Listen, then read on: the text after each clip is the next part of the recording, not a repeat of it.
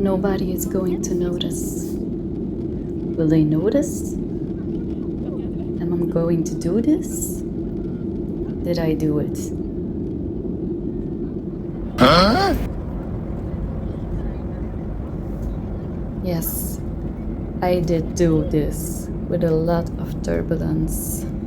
So much, on a certain point, I had to hug my table because otherwise all my nails would fall off. But I finished and I am bracing myself for landing, so keep watching. So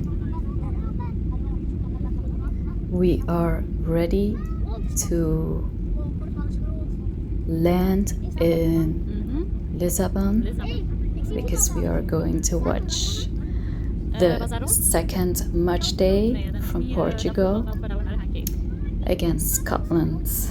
It's the Nations League and it's the first time I'm going to watch Cristiano Ronaldo play in real life. So I have to look pretty, not? Yeah, I do.